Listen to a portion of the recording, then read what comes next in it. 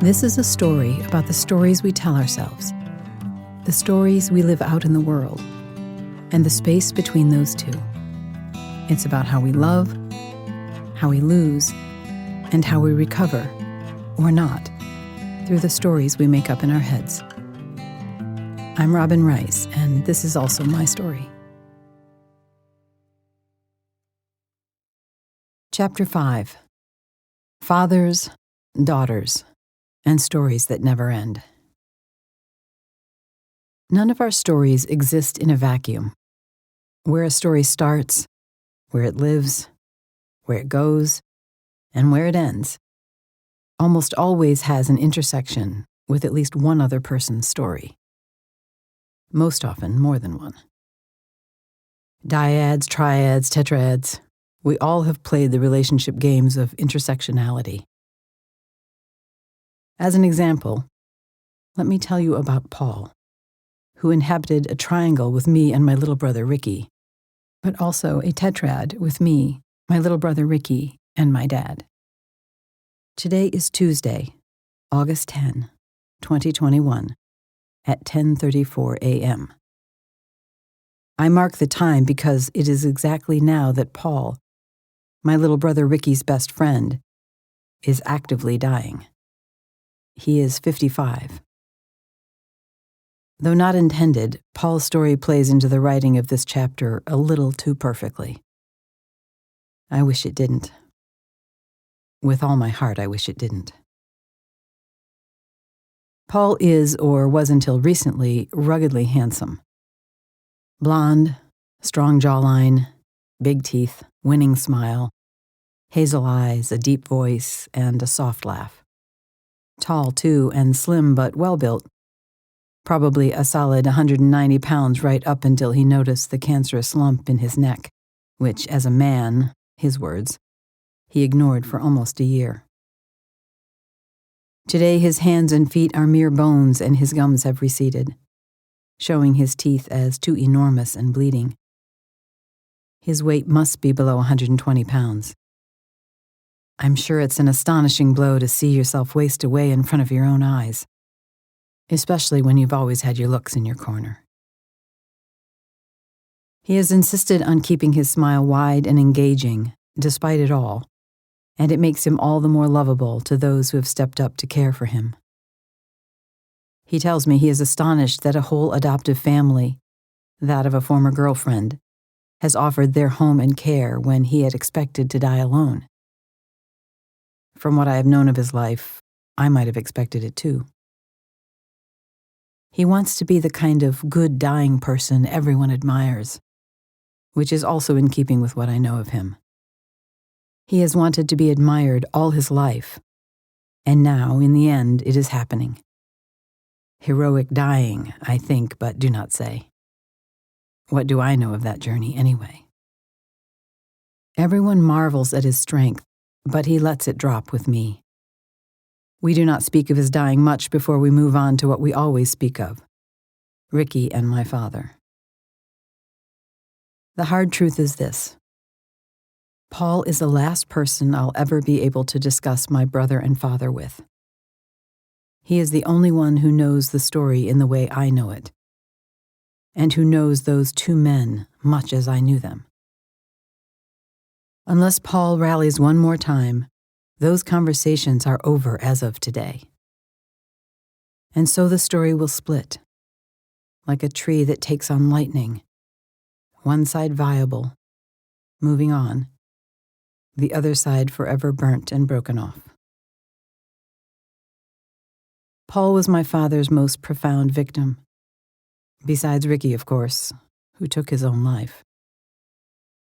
I use the word profound because, like me, Paul could deeply reflect on what happened and the damage that was done. That both hurts and heals in equal measure. Paul feels his death, which he keeps calling an expiration, is premature. I suggest he is not a carton of milk. He says euphemisms make others comfortable. I remind him who he's talking to.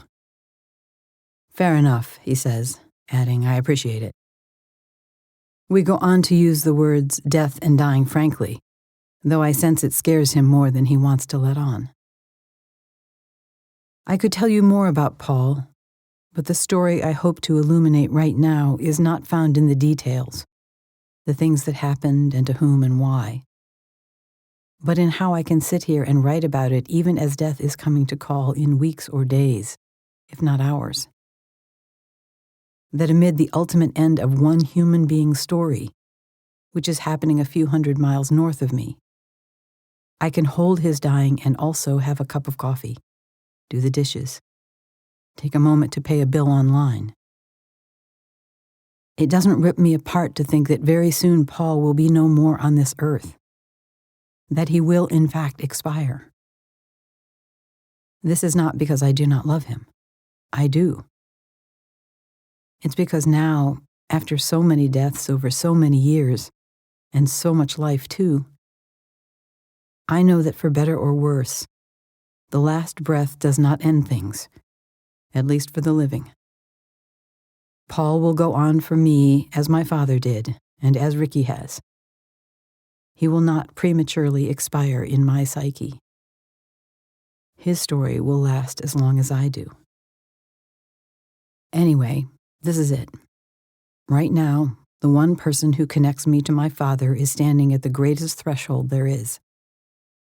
He is about to read the end of the book none of us can read in advance. I just want to hold that out there for a minute. I want the story of Paul to hang in the air for you the way it is hanging in the air for me as I reach back in time to tell you about a man I'm glad you never met. I want you to feel, if you can, the poignancy and the depth of the markers we call friendship, pain, love, and death.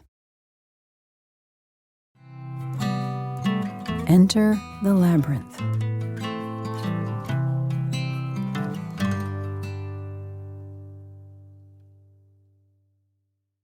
So, my father. How can I tell you anything about David Earl Rice without a dozen caveats and then a dozen more? What can I say that does not need further explanation and then details and even more details to explain the explanations? Anything less than a complete 3-volume tome would barely scratch the surface of who he was. Ask anyone who knew him. To capture my father is impossible not only because he was my father, a mythic role in the psyche of any of us, but because that man in particular was my father. As unique a person as I have ever known. As crazy, as magical, as infuriating, as gifted, as cunning, as wicked, as damaging, even as he was telling you he loved you.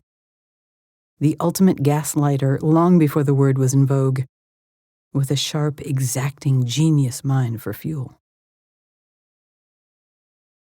Being a girl raised in a small Midwestern town, he was my most profound early life exposure to the wild extremes of the human condition. Being my father, the experience was all the more exaggerated, and the knife went in all the easier, all the further, all the more precisely.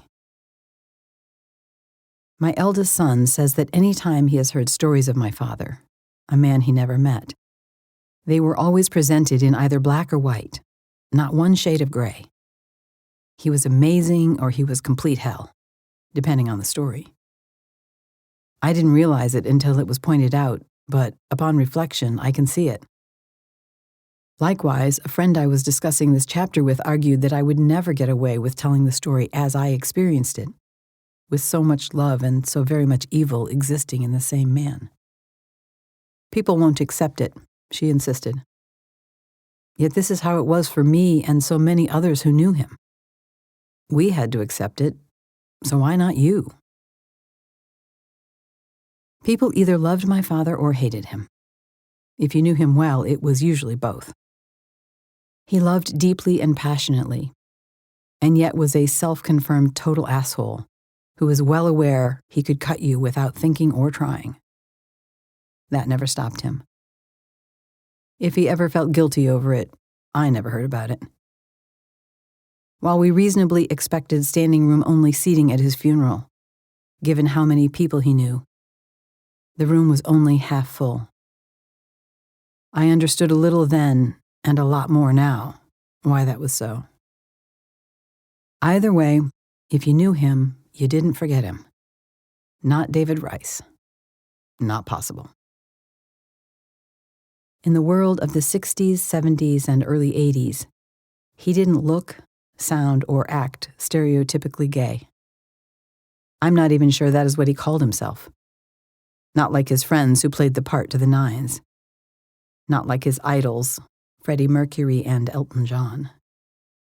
He was so atypical to my understanding of what gay meant that, when I learned of it, I wondered if he really was gay, or if he was just a guy who happened to screw guys because he was raised in an all-boy military school from the age of 5 and had an off-the-charts sex drive.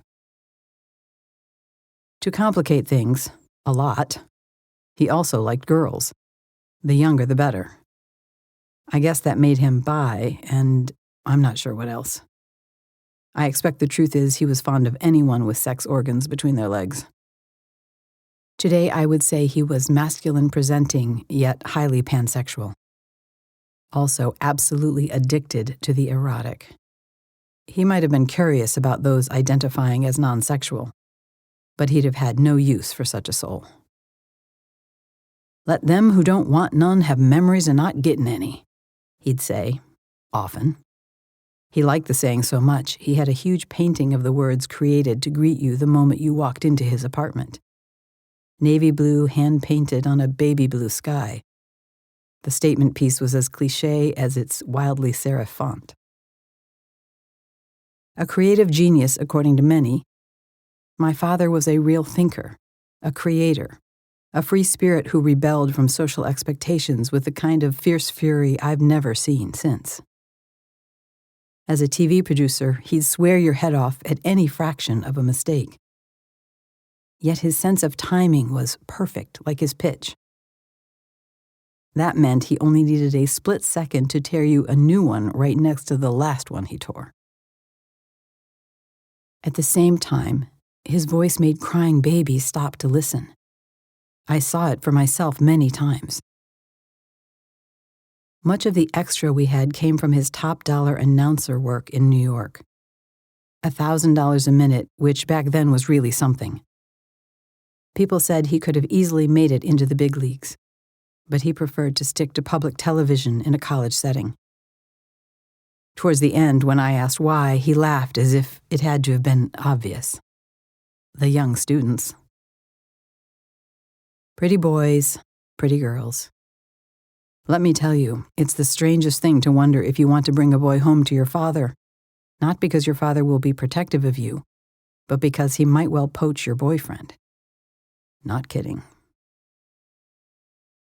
When Dad was diagnosed with cancer at age 46, the same disease which had taken both his mother and father in their mid-50s, all three of them smokers, I was 19. He was given between 3 months and 3 years to live. He said it often, 3 months to 3 years, perhaps in an attempt to get it to sink in, or for the drama of it. Hard to say. Being quick at everything by nature, he went in 3 months. His last words, I am told, came as a heart attack was taking him down to his knees on his living room floor. I don't want to die. A man who grabbed life by the balls and never let go? I'm sure he didn't. I was living in Washington, D.C. when I got the middle-of-the-night call that it was over. I wasn't surprised. As I have said earlier, it was one of those things I knew was coming. I'm not sure who told me of his actual passing. I think my mom, though they were long divorced. My death number 6, I noted, if you counted Dad's parents. I still can't quite believe it, all these decades later, how a person evaporates from physical life just like that. After the call, I sat at my dining room table without moving all the way through to dawn. I didn't get up to get a glass of water, or adjust the lights, or make a call myself. I sat strangely, obviously still, as I relived our history, beautiful moment by beautiful moment, disastrous event by disastrous event. and wondered how his death would change me. I could only wish I was sorrier that he was gone. Wish that my primary emotion wasn't a deep relief that he could no longer hurt me, even though that would not prove to be true. Wish that my greatest fear was not living without him, but that now I would have to see my first real dead body in the flesh. It was just as I had imagined. The person I had known was not there. Not at all. But look at me, cheating you out of a few real stories. I'm telling you, not showing you who he was, who we were. It's a classic storytelling mistake. I'll correct that now. Story 1, The Philosopher. I was 11 years old, and our family had only recently moved to the house on the river. Nell was gone, and I rarely talked to anyone but myself. I hated everything about my life except my father, my little brother, and food. I had no real friends. Remember, I knew the difference between a real friend and not, though there was an occasional playmate. One highlight, however, was playing racquet with Dad. We played only this one game together, always in the basement, always on a weekend afternoon. It happened twice, maybe 3 times a year, but I looked forward to it more than anything in my life. I remember vividly the dirty green shade of shag carpet in our basement where we lay on the floor opposite each other. Off to the side, there was a kid-sized desk where Dad did the bills. Every time, he screamed at Mom for being impossibly irresponsible with money. Did we need this or that? Did the grocery expense have to be so high? My mother defended herself nervously, pointing out the alcohol among the receipts, which made Dad explode with even more rage. I hated the bills and didn't like being near the desk they were paid on. But it was the price I had to pay if I didn't want my mother or brothers interrupting us. I did not yet know we were unraveling as a family, partly because I had no reference for it. I knew no one who was from a divorced family, though I am sure I'd heard of it. Whatever I imagined those kinds of people to be like, I didn't think the image fit us. The chaos was just how it was. I assumed every father in every family screamed when paying the bills. Dad didn't get mad when we played racquet. Not ever. He was kind, attentive, fun, and funny. We looked over the cards, both aware that our little game's bright colors and numbers were not the point. The point was having an excuse to talk.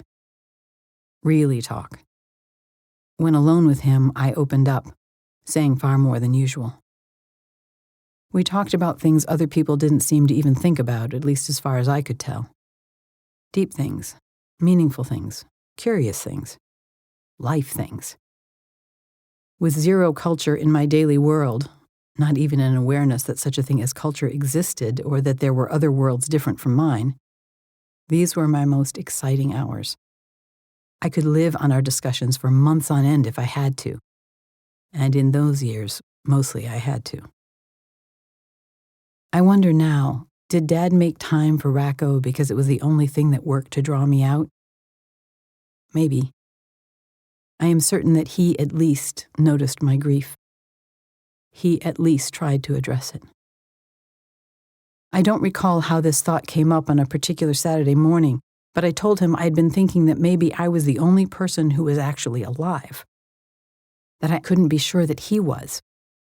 Nor did I imagine, could he be sure I was? Or that anyone else was?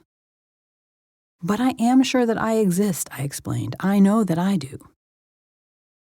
Dad listened intently, looking both surprised and impressed. He went on to tell me that there was some great philosopher who had written about the same idea thousands of years before I was born. If he said which one, I don't recall. He asked how I came up with such an idea. I shrugged both shoulders. How does anyone come up with any idea? That's my girl, was all he said, and all he had to say, because he was grinning. I felt his astonishment and pride warm me, but I was not embarrassed. I remember thinking, Yes, I am worthy of this acknowledgement. It's nice that someone sees what I'm capable of. It's especially nice that it's Dad. Considering it later that day, though, I realized something else. Maybe others would say I was just repeating something I had heard, but I knew for certain I had never heard of this philosophy before. I had never even heard of philosophy. This meant that I had thought of something a great thinker had also thought of ages before, all on my own at age 11, just a kid. The idea that I too might be a thinker felt as round and perfect as anything I could imagine. Logic dictated that if I could think of something like that, maybe I could even be a great thinker someday. Not a famous philosopher. That felt too far out of reach. But some kind of great. I pondered it at length that day and often over the next weeks, months, and years. Me, a thinker? Yes, it felt right. It felt true. It felt possible. To this day, I have no idea why I so easily accepted this possibility. I only know that I did, and it stuck. Whatever his faults, and however he fell, and whomever he took down with him, Dad gave me a bigger world and a belief in myself. For a child rarely seen or acknowledged by anyone in any way, it was a lifeline. He might have been evil, but he wasn't only evil. And I can't pretend his seeing me didn't mean absolutely everything in my little world. It did. Story 2. Barbra Streisand. I was 15. Mom and Dad had recently separated, and Dad now drove a sports car, a bright blue, sparkling Berlinetta with a T-roof. It's the one Ricky inherited when Dad died and almost instantly totaled by driving it under a semi-truck late one night. I often wonder how life would have been if he'd died then, and not 2 years later by his own hand. But we'll get to that story soon enough. I was Dad's cop spotter, and good at it. I always thought we were on the lookout so we could race the engine, but it turns out it was a little more dicey than that. I'd get my first real clue as I was riding shotgun with a T-roof off, telling him how much I liked Barbra Streisand and asking if he'd like to find a woman like that. Dad, she's a little old. Robin, she's your age. Dad, that's a little old. Robin, how old is good? Dad, younger. Robin, 35? Dad, younger. Robin, 28? Dad, younger. Robin, 25? Dad, younger. Robin, 21? Dad, younger. I didn't go further. He had a strange smile on his face, like he just told me something without telling me. Something I was very sure I didn't want to know. We stopped at a park, and I pondered as he took Ricky, then 11, to go look at the ducks. If he likes women younger than 21, is he breaking the law? What's the age limit for that? Is that what he's trying to tell me? He's a criminal? My father? Or maybe he's just joking.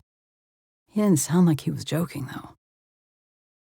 I didn't ask more questions, but I would find out soon enough. A few months later, the local newspapers would be splashed with the same news that my father, out on bail, had come to tell me in my room late the night before. David Rice had been arrested for sleeping with boys and girls under the age of 18.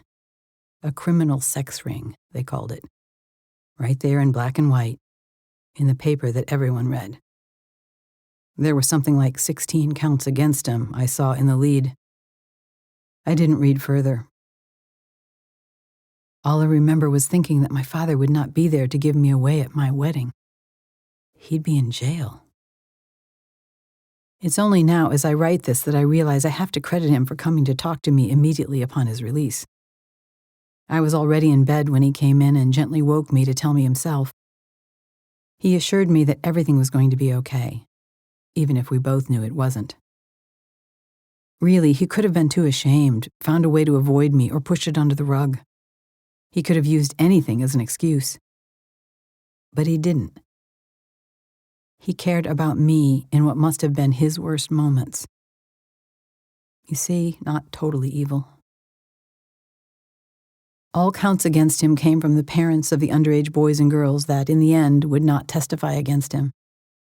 He argued that this was because they were fully consenting, as if their age and the law shouldn't have mattered.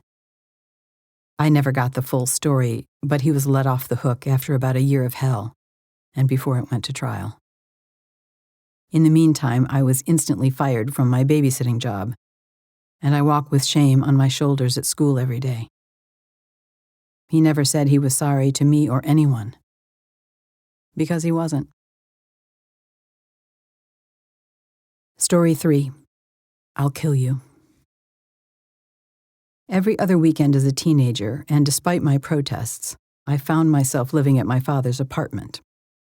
I hated these for a wide range of reasons. I was sickened by the cigarette grime. A thick film coated every surface, in and out of eyesight. The lamps, the chairs, the doorbell, the statue of the naked lady.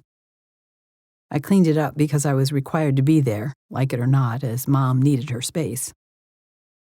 When he insisted I cook because I was the girl, I flatly refused. I still can't cook. Never learned. On purpose. On this particular day, sometime after his arrest, Dad was high on something, as he often was. We were having deep discussions, also as usual. But this time we included me, Dad, and Dad's college-age friend, Christopher. I don't recall where my brothers were, probably watching TV in another room.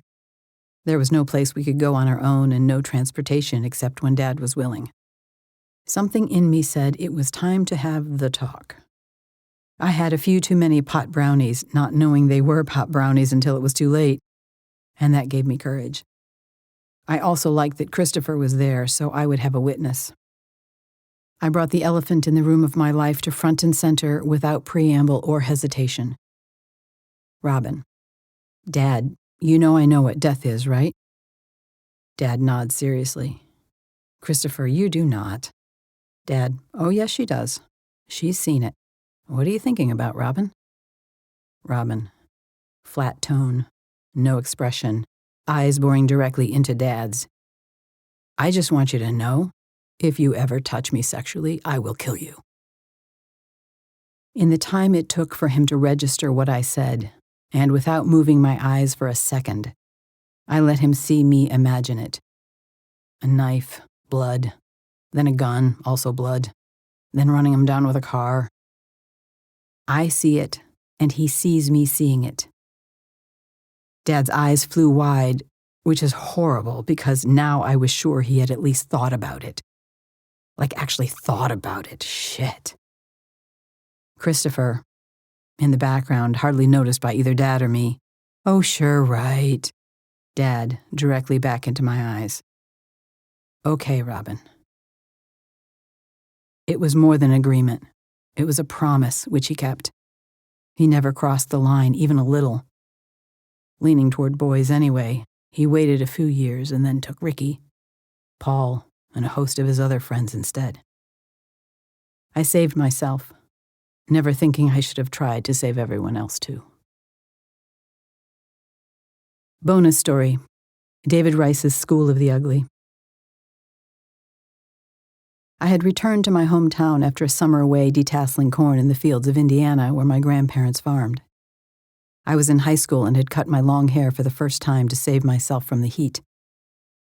I also had lost weight for the first time, which made me excited to see my father. He always said I was amazing, so creative, so smart, too bad I was fat. Without knowing the actual word or concept, I knew it was a projection. His own extended belly was the real problem. Still, it cut. Deep. My father answered his apartment door. He was stoned, though I didn't realize it at first. Dad, can I help you? Robin. Dad, it's me. Dad. Oh yes, please come in. It was clear he still didn't know it was me. My father had no formal language and subscribed to zero conventional trivialities. I felt my stomach drop. This was far from the welcome I had been eagerly waiting for. Once inside, I slowly realized he was more stoned than I had ever seen him before. He was likely trying to keep it together in case I was the cops or some nosy neighbor. It registered hard. The one person who had always known me, always seen me, didn't know me, couldn't see me. I tried to brush it off, but did I? Here I am telling the story even now. We sat down and he finally got that it was me, but he was too far gone to have a filter. Dad, in a booming broadcast voice, waving his arms dramatically.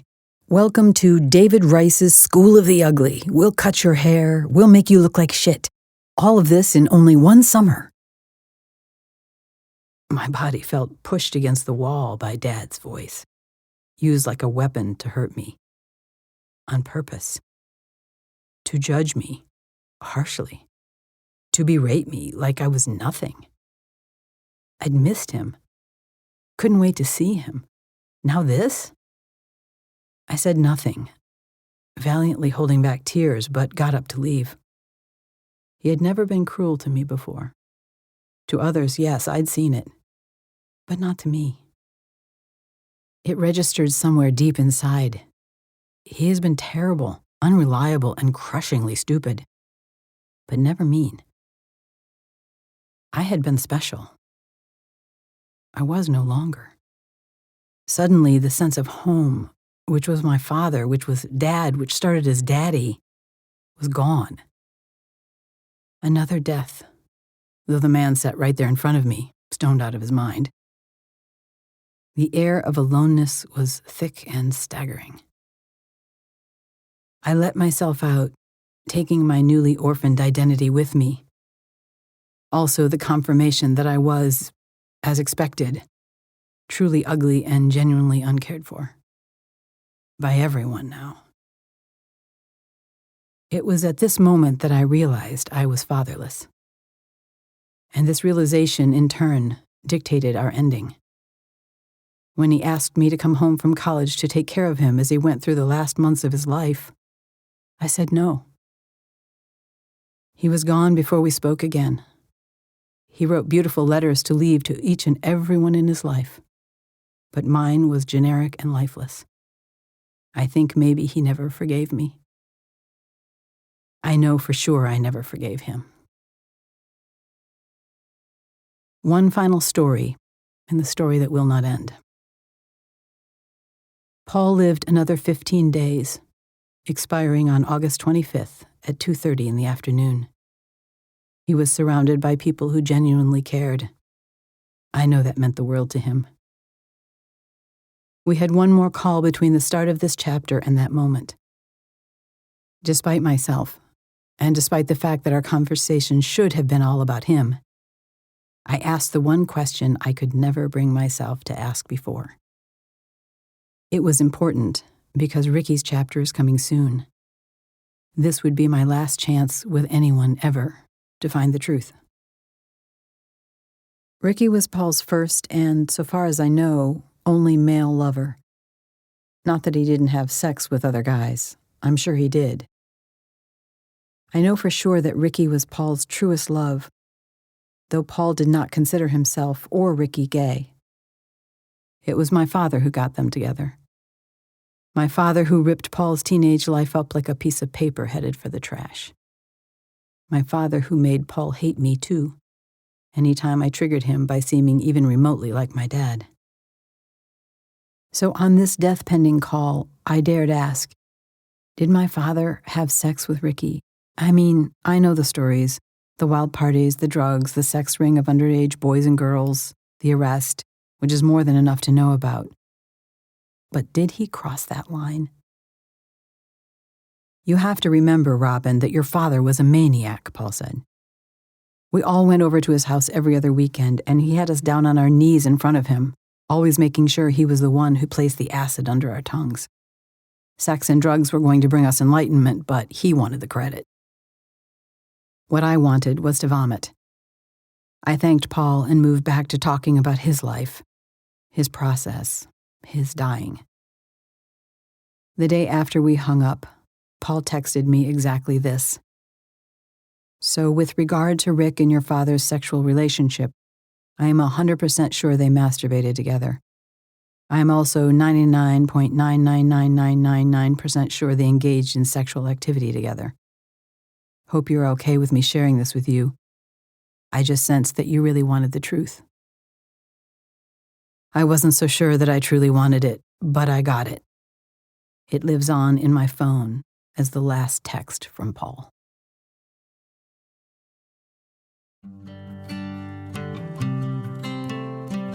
Enter your labyrinth at BeWhoYouAre.com.